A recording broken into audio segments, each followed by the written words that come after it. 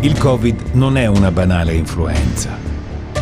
Il coronavirus è un virus da cui dobbiamo proteggerci, perché può portare a condizioni mediche anche molto gravi.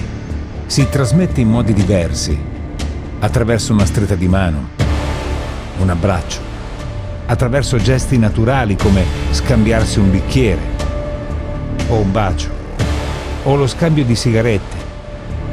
Il Covid può colpire chiunque, in particolare i nostri cari più deboli, i più fragili, la nostra famiglia.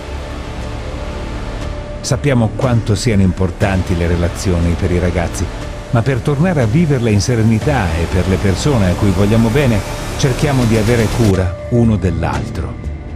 Evita gli assembramenti, igienizza spesso le mani, indossa sempre la mascherina correttamente.